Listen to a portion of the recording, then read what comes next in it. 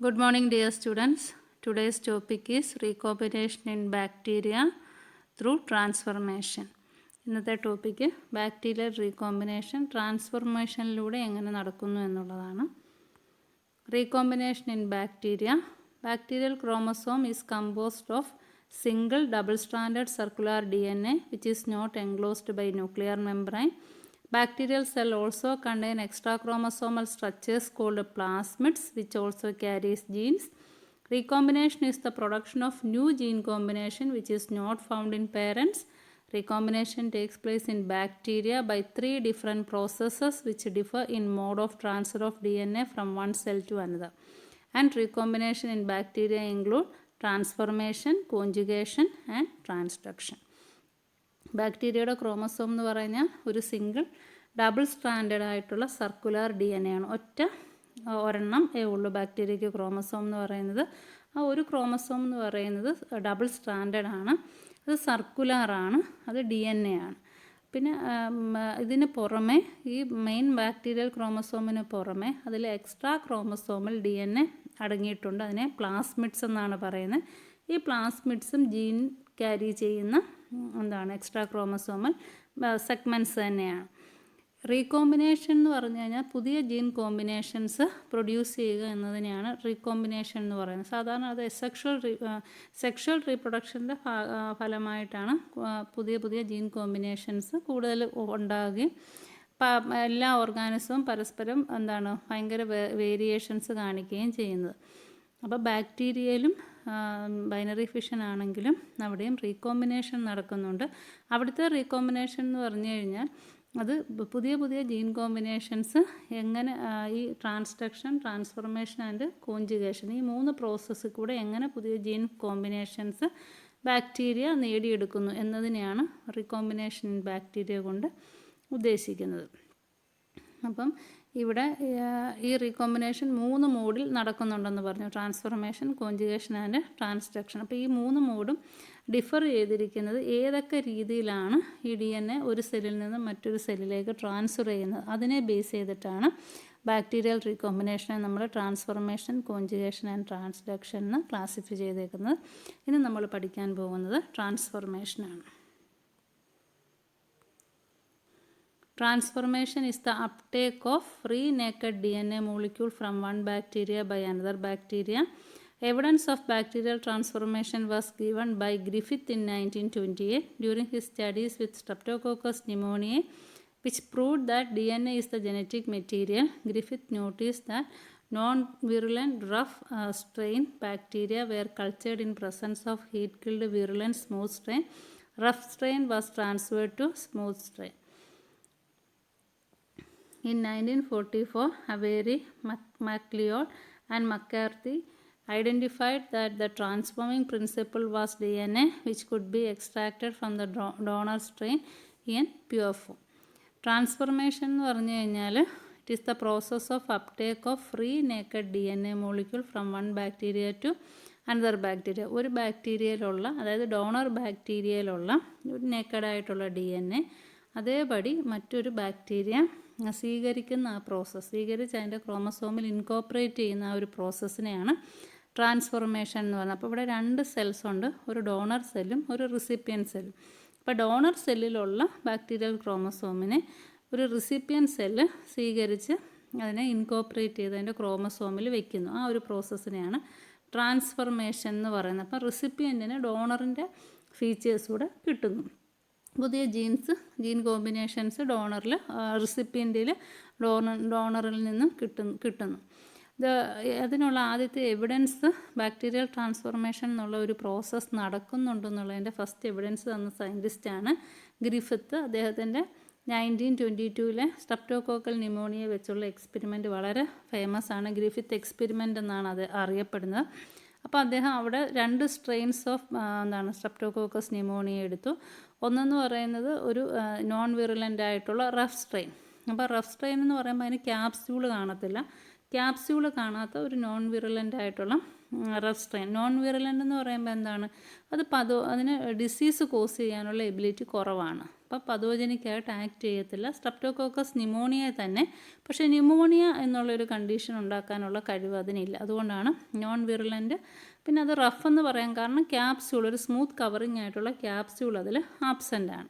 അപ്പോൾ അങ്ങനെ ഒരു റഫ് സ്ട്രെയിനും, നോൺ വിറുലൻ്റ് ആയിട്ടുള്ള ഒരു റഫ് സ്ട്രെയിനും, അതുപോലെ തന്നെ വിറുലൻ്റ് ആയിട്ടുള്ള സ്മൂത്ത് സ്ട്രെയിനെ അദ്ദേഹം എടുത്ത് കുറേ പരീക്ഷണങ്ങൾ നടത്തി.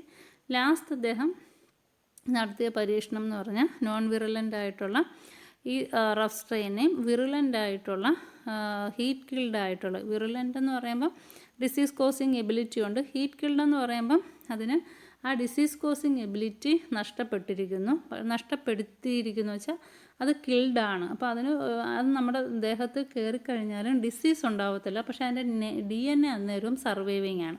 അപ്പോൾ ഹീറ്റ് കിൽഡായിട്ടുള്ള ഒരു വിറുലൻ്റ് സ്മൂത്ത് സ്ട്രെയിനെയും നോൺ വിറുലൻ്റ് ആയിട്ടുള്ള റഫ് സ്ട്രെയിനെയും കൂടെ അദ്ദേഹം മിക്സ് ചെയ്തിട്ട് അത് മൈസിൽ ഇഞ്ചെക്റ്റ് ചെയ്ത് കഴിഞ്ഞപ്പോഴത്തേക്കിന് മൈസിൽ ന്യൂമോണിയ ഉണ്ടായി.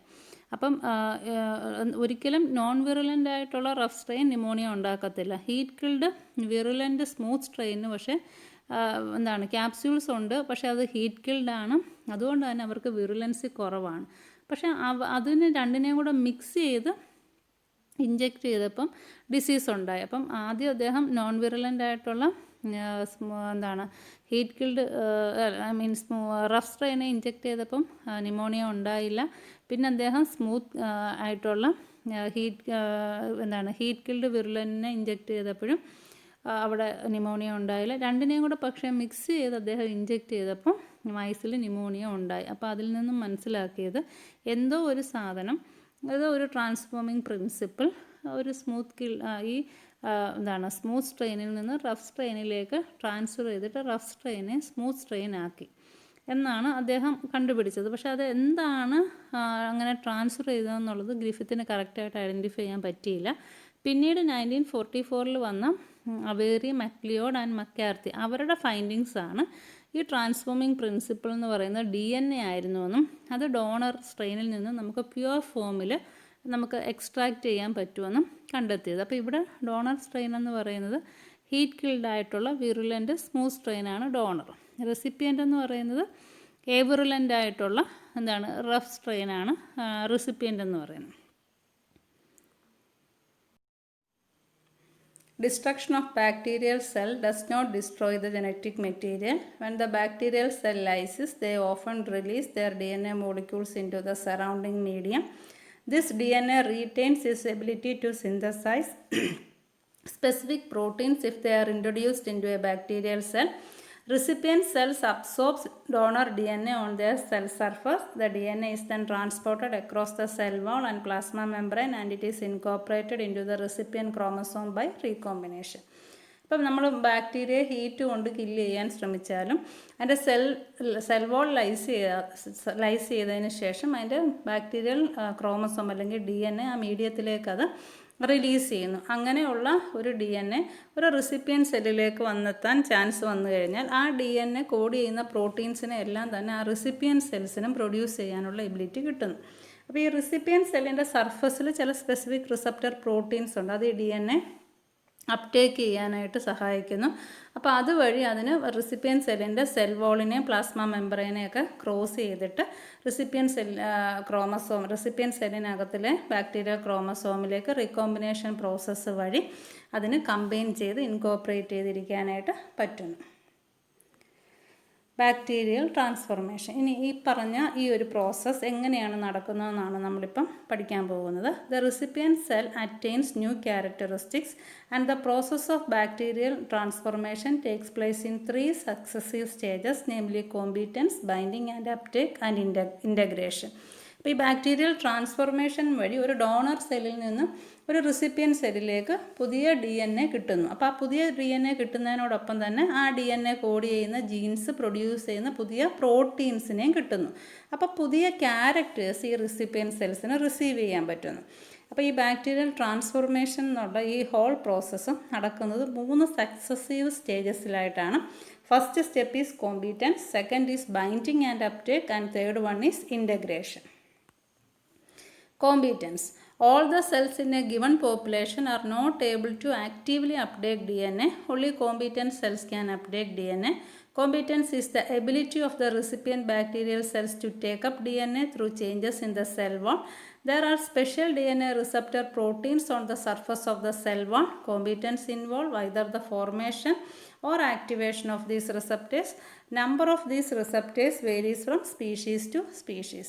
അപ്പോൾ ഒരു ബാക്ടീരിയൽ പോപ്പുലേഷനിൽ കുറച്ച് സെല്ലുകൾ ഡോണറായിട്ടും കുറച്ച് സെല്ലുകൾ റെസിപ്പിയൻ്റായിട്ടും ആക്ട് ചെയ്യുമ്പോൾ ഡോണർ സെല്ലുകൾ റിലീസ് ചെയ്യുന്ന DNA എല്ലാ റെസിപ്പിയൻറ്റ് സെല്ലുകളും ഒരുപോലെ അക്സെപ്റ്റ് ചെയ്യണം എന്നില്ല. കോമ്പീറ്റൻ്റ് ആയിട്ടുള്ള കുറച്ച് സെല്ലുകൾക്ക് മാത്രമേ അങ്ങനെ DNA അപ്ടേക്ക് ചെയ്യാനായിട്ടുള്ള കഴിവ് ഉണ്ടാവത്തുള്ളൂ. ഈ കോമ്പീറ്റൻസ് എന്ന് പറയുന്നത് ബാക്ടീരിയൽ സെൽ വോളിൽ ചില മോഡിഫിക്കേഷൻസ് ഒക്കെ വരുത്തിയിട്ട് ഈ ഡോണർ DNA അപ്ടേക്ക് ചെയ്യാനുള്ളൊരു എബിലിറ്റിയാണ് നമ്മൾ കോമ്പീറ്റൻസ് എന്ന് പറയുന്നത്. അപ്പോൾ competence is the ability of the recipient bacterial cells to take up foreign DNA through changes in the cell wall. അപ്പോൾ ഇങ്ങനെ ഈ സെൽ വോളിൽ വരുത്തുന്ന ചേഞ്ചസിന് പ്രധാന ചേഞ്ചസ് എന്ന് പറഞ്ഞാൽ ഒന്നുകിൽ അതിൻ്റെ സർഫസിൽ ഓൾറെഡി ഉള്ള DNA അക്സെപ്റ്റ് ചെയ്യാൻ കഴിവുള്ള റിസപ്റ്റേഴ്സിനെ ആക്ടിവേറ്റ് ചെയ്യുക. ഇനി അങ്ങനെ പുതിയ റിസപ്റ്റേഴ്സ് ഒന്നും ഇല്ല എന്നുണ്ടെങ്കിൽ പുതിയതായിട്ട് റിസപ്റ്റേഴ്സ് ഫോം ചെയ്യുക. അപ്പോൾ അതാണ് ആദ്യം വരുന്ന മോഡിഫിക്കേഷൻ എന്ന് പറയുന്നത്. അങ്ങനെ റിസപ്റ്റേഴ്സിലേക്ക് വന്ന് DNA ബൈൻഡ് ചെയ്ത് കഴിയുമ്പോൾ അത് ആക്റ്റീവ് ആകുകയും എന്നിട്ട് എന്ത് ചെയ്യുന്നു, അത് DNA അപ്ടേക്ക് ചെയ്യാനായിട്ട് തയ്യാറാകുകയും ചെയ്യുന്നു. അപ്പോൾ ഈ റിസപ്റ്റേഴ്സിൻ്റെ എണ്ണം അതെന്ന് പറയുന്നത് ഓരോ ബാക്ടീരിയൽ സ്പീഷീസിനും അനുസരിച്ച് വേരി ചെയ്തുകൊണ്ടിരിക്കും. അപ്പോൾ കോമ്പീറ്റൻസ് എന്ന് പറയുന്ന സ്റ്റെപ്പിൽ എന്താ നടക്കുന്നത്, ചില സ്പെസിഫിക് റെസിപ്പിയൻ ബാക്ടീരിയൽ സെൽസിന് DNA അപ്ടേക്ക് ചെയ്യാനായിട്ട് വേണ്ട റിസപ്റ്റേഴ്സ് ഒന്നുകിൽ ആക്ടിവേറ്റ് ആവും അല്ലെങ്കിൽ പുതിയതായിട്ട് ഫോം ചെയ്യുന്നു. അതിനെയാണ് കോമ്പീറ്റൻസ് എന്ന് പറയുന്നത്. Next is binding and uptake. This involves direct interaction between the cell wall receptors and fragments of the donor DNA, which is followed by the uptake of the donor DNA to the recipient cell. In gram-negative bacteria, example Haemophilus influenzae, the donor DNA is taken to the recipient as a double helix. And in gram-positive bacteria like Streptococcus pneumoniae, the donor double helix is first cut by the endonuclease to form small pieces of double helix. One of the two strands of the double helix is then digested by endonuclease to yield single-stranded molecule which are absorbed into the recipient cell. അപ്പോൾ binding and അപ്ടേക്കിൽ പറയുന്നതെന്ന് വെച്ച് കഴിഞ്ഞാൽ റിസപ്റ്റേഴ്സും അതുപോലെ തന്നെ donor DNAയും തമ്മിലുള്ള interactions ആണ്. അപ്പം അതിന് ശേഷം അവർ തമ്മിൽ ഇൻട്രാക്ട് ചെയ്യുന്ന അതിനെയാണ് ബൈൻഡിങ് എന്ന് പറയുന്നത്. അപ്പോൾ ബൈൻഡിങ് എന്ന് പറയുമ്പോൾ it involve the direct interaction between the donor DNA and the cell wall receptors. അത് തമ്മിലുള്ള ഇൻട്രാക്ഷനെയാണ് ബൈൻഡിങ് എന്ന് പറയുന്നത്. Then it is followed by uptake. അതിന് ശേഷമുള്ള സ്റ്റെപ്പാണ് അപ്ടേക്ക് എന്ന് പറയുന്നത്. അപ്പോൾ അപ്ടേക്കിൽ എന്താ വരുന്നത്, ഡോണർ DNA റിസപ്റ്റർ ഇതിൽ വന്ന് ബൈൻഡ് ചെയ്തു. അതിനെ റെസിപ്പിയൻസ് ബാക്ടീരിയ എങ്ങനെ അപ്ടേക്ക് ചെയ്യുന്നു, സെല്ലിനകത്തേക്ക് എങ്ങനെ അതിനെ സ്വീകരിക്കുന്നു, അതാണ് അപ്ടേക്ക് എന്നുള്ള പ്രോസസ്സിൽ വരുന്നത്. അപ്പോൾ അത് ഓരോ ബാക്ടീരിയൽ സ്പീഷീസിനും അനുസരിച്ച് ഈ അപ്ടേക്ക് എന്നുള്ള പ്രോസസ്സ് ഡിഫറെൻ്റ് ആയിരിക്കും. അപ്പോൾ ഗ്രാം നെഗറ്റീവ് ആയിട്ടുള്ള ഹീമോഫിലസ് ഇൻഫ്ലുവൻസയിൽ ഡോണർ DNA റെസിപ്പിയൻ സെല്ലിലേക്ക് വന്ന് ബൈൻഡ് ചെയ്യുന്നത് ഡബിൾ ഹെലിക്സിൻ്റെ രൂപത്തിലായിരിക്കും. എന്നാൽ ഗ്രാം പോസിറ്റീവ് ബാക്ടീരിയ ആയിട്ടുള്ള സ്ട്രെപ്റ്റോകോക്കസിലും ഈ ഡബിൾ ഹെലിക്സ് ആയിട്ട് വന്ന് ബൈൻഡ് ചെയ്യുന്ന DNA ആദ്യം പല പല കുഞ്ഞു കുഞ്ഞു പീസുകളായിട്ട് കട്ട് ചെയ്യുന്നു. First it is cut into small pieces by the endonuclease enzyme. അപ്പോൾ ചെറിയ ഡബിൾ ഹെലിക്സ് ആയിട്ടുള്ള ചെറിയ പീസസ് ആയിട്ട് തന്നെ ആ ഡോണർ DNA കട്ടായി ചെറിയ പീസായിട്ട് മാറുന്നു. എന്നിട്ട് ഇതിലെ ഒരു സ്ട്രാൻഡ് ഡബിൾ ഹെലിക്സിലെ തന്നെ കുഞ്ഞു പീസസിലെ ഒരു സ്ട്രാൻഡ് എന്ത് ചെയ്യുന്നു, അങ്ങ് ഡൈജസ്റ്റ് ചെയ്ത് കളയുന്നു എൻഡോന്യൂക്ലിയസ്. അപ്പോൾ ഒരു സിംഗിൾ സ്ട്രാൻഡഡ് ആയിട്ടുള്ള മോളിക്യൂൾസ് കിട്ടുന്നു. അതിനെയായിരിക്കും റെസിപ്പിയൻ സെല്ല് അബ്സോർബ് ചെയ്യുന്നത്. അപ്പോൾ സ്പീഷീസിനനുസരിച്ച് ഈ അപ്ടേക്ക് എന്നുള്ള പ്രോസസ്സ് വേരി ചെയ്യുന്നു. ബൈൻഡിങ് എന്ന് പറയുമ്പം interaction of the donor DNA with the receptor on the recipient cell. Uptake എന്ന് പറയുമ്പം it is the uptake of this binded donor DNA into the recipient cell. It will vary from species to species. Gram negative bacteria ആയിട്ടുള്ള Haemophilus ഇൻഫ്ലുവൻസയിൽ donor DNA double ഹെലിക്സിൻ്റെ ഫോമിൽ തന്നെ സെല്ലിനകത്തേക്ക് സ്വീകരിക്കപ്പെടുന്നു. എന്നാൽ streptococcus ന്യൂമോണിയയുടെ കേസിൽ അത് double helix ആയിട്ടാണ് donor DNA release ചെയ്യുന്നത്. പക്ഷേ അതിനെ കട്ട് ചെയ്തിട്ട് ചെറിയ പീസായിട്ടുള്ള ഡബിൾ ഹെലിക്സ് ആക്കി മാറ്റുന്നു എൻഡോന്യൂക്ലിയസ് എൻസൈം. അതിനുശേഷം അതിനെ അപ്ടേക്ക് ചെയ്യുന്ന സമയത്ത് അതിലെ തന്നെ ഡബിൾ ഹെലിക്സിലെ ഒരു സ്ട്രാൻഡിനെ എൻഡോന്യൂക്ലിയസ് അങ്ങ് ഡൈജസ്റ്റ് ചെയ്ത് കളയും. അപ്പോൾ സിംഗിൾ സ്റ്റാൻഡേർഡ് ആയിട്ടുള്ള എന്താണ് DNA bacterial DNA donor DNA ആണ് റെസിപ്പിയൻറ്റ് സെല്ലിലേക്ക് അപ്ടേക്ക് ചെയ്യപ്പെടുന്നത്. Then finally the last step, that is integration. This step begins with the intracellular transport of transforming DNA to the recipient chromosome in some protected form such as complexes with specific proteins or in a vesicle derived from the cell wall of the recipients. If the donor DNA is taken to the recipient cell as double helix as in Haemophilus influenzae, it is converted to single-stranded molecule by the nucleotidic degradation of one strand. During integration, this single strand is incorporated into the recipient chromosome by displacing a homologous section of one of the recipient DNA strand, which is then excised and degraded. This results in the formation of a transient heteroduplex. During the next cell division, the incorporated donor strand acts as a template for the synthesis of the complementary strand, thus resulting in a completely transformed cell. അപ്പം വളരെ സിമ്പിളാണ് integration എന്നുള്ള step. അപ്പോൾ ഈ integration എന്നുള്ള step start ചെയ്യുന്നത് with the intracellular transport of transforming DNA into the recipient chromosome. അപ്പം ആദ്യം ബൈൻഡ് ചെയ്തു, പിന്നെ അപ്ടേക്ക് ചെയ്തപ്പോൾ സെൽ വോൾ ക്രോസ് ചെയ്ത് പ്ലാസ്മ മെമ്പറൈനും ക്രോസ് ചെയ്ത് ആ സൈറ്റോസോളിക് റീജിയനിൽ വന്ന് കിടക്കുകയാണ്. അവിടെ നിന്നും ബാക്ടീരിയൽ ക്രോമസോമിലേക്കുള്ള ആ ട്രാൻസ്പോർട്ടാണ് ഇൻ്റഗ്രേഷൻ്റെ ഫസ്റ്റ് സ്റ്റെപ്പ് എന്ന് പറയുന്നത്. അപ്പോൾ അങ്ങനെ ട്രാൻസ്പോർട്ട് ചെയ്ത് റെസിപ്പിയൻ ക്രോമസോമിൽ എത്തുന്നത് ചില പ്രൊട്ടക്റ്റഡ് വെസിക്കിൾസിനകത്തിൽ വെച്ചിട്ടായിരിക്കും. അതായത് നമ്മുടെ പ്ലാസ്മ മെമ്പറൈൻ, അതായത് ഡോണർ ബാക്ടീരിയയുടെ പ്ലാസ്മ മെമ്പറൈനോ അല്ലെങ്കിൽ സെൽ വോളോ കൊണ്ട് ഒരു വെസിക്കിൾ ഫോം ചെയ്തിട്ട് ഒന്നുകിൽ അതിനകത്തിലായിരിക്കും ഈ DNA പ്രൊട്ടക്റ്റഡ് ആയിട്ട് സൈറ്റോസോളിൽ വന്നു കഴിഞ്ഞാൽ ബാക്ടീരിയൽ ക്രോമസോമിനകത്ത് എത്തുന്നിടം വരെ അങ്ങനെ ഒരു പ്രൊട്ടക്റ്റഡ് ഫോമിലായിരിക്കും ഇരിക്കുന്നത്. അല്ലെങ്കിൽ ചില സ്പെസിഫിക് പ്രോട്ടീൻസുമായിട്ട് കോംപ്ലക്സ് ഫോം ചെയ്തിട്ടായിരിക്കും അകത്തേക്ക് കയറി വന്ന DNA ബാക്ടീരിയൽ ക്രോമസോമിൻ്റെ അടുക്കിലേക്ക് ചെല്ലുന്നത്. അങ്ങനെ ഏതെങ്കിലും ഒന്നുകിൽ വെസിക്കിളിൽ വെച്ച് അല്ലെങ്കിൽ ഒരു മറ്റ് പ്രോട്ടീൻസുമായിട്ട് കോംപ്ലക്സ് ഫോം ചെയ്തിട്ടായിരിക്കും ഈ റെസിപ്പിയൻ സെല്ലിലേക്ക് ഈ ഡോണർ DNA റെസിപ്പിയൻ ബാക്ടീരിയൽ ക്രോമസോമിന് അടുത്ത് വരെ എത്തുന്നത്.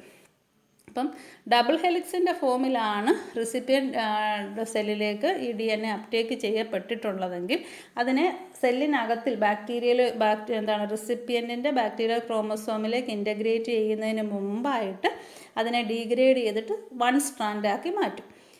ഇവിടെ സ്ട്രെപ്റ്റോകോക്കസ് ന്യൂമോണിയയുടെ കേസിൽ പറഞ്ഞത് വൺ സ്ട്രാൻഡായിട്ട് മാത്രമേ അകത്തേക്ക് കയറ്റത്തുള്ളൂ. പുറത്ത് വെച്ചാൽ എൻഡോന്യൂക്ലിയസ് ഡബിൾ ഹെലിക്സിനെ സിംഗിൾ സ്ട്രാൻഡാക്കും. എന്നാൽ ഹീമോഫിലസ് ഇൻഫ്ലുവൻസ ഡബിൾ സ്ട്രാൻഡായിട്ട് തന്നെയാണ് അകത്തേക്ക് കയറുന്നത്. പക്ഷേ ബാക്ടീരിയൽ ക്രോമസോമിലേക്ക് ചെന്ന് ഇൻകോപ്പറേറ്റ് ചെയ്യുന്നതിന് തൊട്ട് മുമ്പായിട്ട് അതിനെ വീണ്ടും എന്ത് ചെയ്യുന്നു, സിംഗിൾ സ്ട്രാൻഡാക്കി മാറ്റുന്നു. അപ്പോൾ അങ്ങനെ സിംഗിൾ സ്റ്റാൻഡേർഡ് ആക്കി മാറ്റിയതിന് ശേഷം ഈ സിംഗിൾ സ്റ്റാൻഡേർഡ് ആയിട്ടുള്ള ഈ ഒരു ഡോണർ DNA ആണ് റെസിപ്പിയൻ DNAയിലേക്ക് അറ്റാച്ച് ചെയ്യുന്നത് അല്ലെങ്കിൽ ഇൻകോപ്പറേറ്റ് ചെയ്യുന്നത്. അത് ഇൻകോപ്പറേറ്റ് ചെയ്യാനായിട്ട് ഓൾറെഡി റെസിപ്പിയൻ DNAയിൽ എന്തോ ഉണ്ട്, ബാക്ടീരിയ ക്രോമസോം കറക്റ്റായിട്ട് ഒരു ഡബിൾ സ്റ്റാൻഡേർഡ് സർക്കുലർ DNA ആണല്ലേ. അപ്പോൾ അവിടെ ഗ്യാപ്പ് ഫോം ചെയ്തിട്ട് വേണം, ഒരു സർക്കിളിനകത്തിൽ ഗ്യാപ്പ് ഇല്ലാണ്ട് ഒരു പുതിയ സാധനം ഇൻകോപ്പറേറ്റ് ചെയ്യാൻ ഒക്കത്തില്ല. അപ്പോൾ ഒരു ഗ്യാപ്പ് ഫോം ചെയ്യാനായിട്ട് ഈ വന്നു കയറിയ DNAയുടെ അതേപോലെ സിമിലർ സീക്വൻസ് വരുന്ന റീജിയൺ എവിടെയെങ്കിലും ഈ റെസിപ്പിയൻ സെല്ലിലുണ്ടോ എന്ന് നോക്കിയിട്ട് അത്രയും പോർഷൻ കട്ട് ചെയ്ത് മാറ്റിയിട്ട് ഈ ന്യൂലി ഫോംഡ് ആയിട്ടുള്ള DNA അതിലേക്ക് ഇൻകോപ്പറേറ്റ് ചെയ്യുക. അപ്പോൾ ഒറ്റ സ്ട്രാൻഡേ കട്ട് ചെയ്ത് മാറ്റുന്നുള്ളൂ. എന്നിട്ട് ഒരു വന്നു കയറിയ ഒരു സ്ട്രാൻഡ് അതിലേക്ക് ഇൻകോപ്പറേറ്റ് ചെയ്യുന്നു. അപ്പോൾ അങ്ങനെ ഡോണർ DNAയുടെ ഒരു ഭാഗവും റെസിപ്പിയൻ DNAയുടെ ഒരു ഭാഗവുമായിട്ടൊരു ഹെട്രോഡ്യൂപ്ലെക്സ് ഫോം ചെയ്യുന്നു. അതാണ് ട്രാൻസിയൻ ഹെട്രോഡ്യൂപ്ലെക്സ്. നെക്സ്റ്റ് ഡിവിഷൻ വരുമ്പോഴത്തേക്കിന് എന്ത് ചെയ്യുന്നു, അത് ടെംപ്ലേറ്റ് ആയിട്ട് ഈ വന്നു കയറിയ സ്ട്രാൻഡ്, അതായത് ഡോണർ DNA ടെംപ്ലേറ്റ് ആയിട്ട് ആക്ട് ചെയ്തുകൊണ്ട് ഒരു പുതിയ ടെംപ്ലേറ്റ് സ്ട്രാൻഡ് അതിന് കറസ്പോണ്ടിങ് ആയിട്ട് പ്രൊഡ്യൂസ് ചെയ്യുന്നു. അങ്ങനെ ഫുള്ളി ട്രാൻസ്ഫോംഡ് ആയിട്ടുള്ളൊരു സെല്ല് നെക്സ്റ്റ് ഡിവിഷൻ ആകുമ്പോഴത്തേക്കിന് ഫോം ചെയ്യുന്നു. ഇതാണ് ബാക്ടീരിയൽ റീകോമ്പിനേഷൻ എന്ന് പറയുന്നത്, ബാക്ടീരിയൽ റീകോമ്പിനേഷൻ ത്രൂ ട്രാൻസ്ഫോർമേഷൻ എന്ന് പറയുന്നത്. അപ്പോൾ ഇൻ്റഗ്രേഷൻ സ്റ്റെപ്പ് എന്ന് വെച്ച് കഴിഞ്ഞാൽ പുതിയതായിട്ട് വന്നു കയറിയ ഡോണർ DNA ബാക്ടീരിയൽ ക്രോമസോമിലേക്ക് ഒന്നുകിൽ വെസിക്കിൾസിനകത്തിൽ എൻക്ലോസ് ചെയ്തിട്ട് അല്ലെങ്കിൽ മറ്റ് പ്രോട്ടീനുമായിട്ട് കോംപ്ലക്സ് ചെയ്തിട്ട് എത്തുന്നു. അതിനുശേഷം ഡബിൾ സ്റ്റാൻഡേർഡ് ആയിട്ടാണ് വന്നേക്കുന്നതെങ്കിൽ സിംഗിൾ സ്റ്റാൻഡേർഡ് ആയിട്ട് അതിനെ മാറ്റുന്നു. സിംഗിൾ സ്റ്റാൻഡേർഡ് ആയിട്ട് വന്നേക്കുന്നതാണെങ്കിൽ അത് ഹോമോലോഗസ് സ്ട്രാൻഡ് നോക്കുന്നു. റെസിപ്പിയൻ സെല്ലും ഡോണർ സെല്ലുമായിട്ടുള്ള ഏത് റീജിയണിലാണ് ഹോമോലോഗസ് വരുന്നതെന്ന് നോക്കുന്നു. എന്നിട്ട് ആ ഹോമോലോഗസ് റീജിയൻ റെസിപ്പിയൻ ക്രോമസോമിലെ കട്ട് ചെയ്ത് മാറ്റിയിട്ട് ആ റീജിയണിലേക്ക് ഈ ഡോണർ DNA സിംഗിൾ സ്ട്രാൻഡഡ് ആയിട്ട് കയറി അറ്റാച്ച് ചെയ്യുന്നു. അങ്ങനെ ഫോം ചെയ്യുന്ന സ്ട്രക്ചറിനെ ഹെട്രോഡ്യൂപ്ലക്സ് എന്ന് പറയുന്നു. അതിനുശേഷം അടുത്ത സെൽ ഡിവിഷൻ വരുമ്പോഴത്തേക്കിന് ഈ ഹെട്രോഡ്യൂപ്ലക്സിലിരിക്കുന്ന ഡോണർ DNA എന്താണ് പേരൻ്റ് സ്ട്രാൻഡായിട്ട് അല്ലെങ്കിൽ ടെംപ്ലേറ്റ് സ്ട്രാൻഡായിട്ട് ആക്ട് ചെയ്തുകൊണ്ട് കോംപ്ലിമെൻ്ററി സ്ട്രാൻഡ് സിന്തസൈസ് ചെയ്യുന്നു. അപ്പോൾ എന്ത് പറ്റുന്നു? ഈ പുതിയതായിട്ടുള്ള റെസിപ്പിയൻ സെല്ലിൽ എന്താണ് ഡോണറിൻ്റെ ഹെട്രോഡ്യൂപ്ലക്സ് ഫോം ചെയ്യാനായിട്ട് സഹായിക്കുന്നു. അങ്ങനെ ഒരു കംപ്ലീറ്റ്ലി ട്രാൻസ്ഫോംഡ് എന്താണ് ബാക്ടീരിയൽ സെല്ല് ഫോം ചെയ്യുന്നു. ഇതാണ് ട്രാൻസ്ഫോർമേഷൻ്റെ ഡയഗ്രാം എന്ന് പറയുന്നത്. അപ്പോൾ ഇതിൽ കാണിച്ചേക്കുന്നതെന്ന് വെച്ച് കഴിഞ്ഞാൽ ഡോണർ DNAയുടെ ഫ്രാഗ്മെൻറ്റ്സ് ആണ്. അത് നമ്മളൊരു റെസിപ്പിയൻ്റ് ബാക്ടീരിയയിലേക്ക് കൊടുത്തു കഴിഞ്ഞാൽ ഇപ്പോൾ ഒരു സെല്ലേ കാണിച്ചിട്ടുള്ളൂ. ഒത്തിരിയേറെ സെല്ല് കൊടുത്തു കഴിഞ്ഞാൽ 1-2 സെല്ല് മാത്രമേ ഈ ഡോണർ DNA റെഡ് കളറിൽ കാണിച്ചേക്കുന്ന DNA ഫ്രാഗ്മെൻറ്റ്സിനെ അക്സെപ്റ്റ് ചെയ്യത്തുള്ളൂ. റെസിപ്പിയൻറ്റിന് ഓൾറെഡി വയലറ്റ് കളറിലെ ഒരു ബാക്ടീരിയൽ ക്രോമസോം അല്ലെങ്കിൽ ന്യൂക്ലിയോയിഡ് ഉണ്ട്. അപ്പോൾ അത് ഫസ്റ്റ് സ്റ്റെപ്പിൽ അതിനെ അപ്ടേക്ക് ചെയ്യുന്നു. അപ്ടേക്ക് ചെയ്തതിന് ശേഷം ഇപ്പോൾ ഡബിൾ സ്റ്റാൻഡേർഡ് ആയിട്ടാണ് അപ്ടേക്ക് ചെയ്തേക്കുന്നത്. അകത്ത് വന്നിട്ട് ഡിഗ്രേഡ് ചെയ്തിട്ട് അത് സിംഗിൾ സ്റ്റാൻഡേർഡ് ആയിട്ട് മാറി.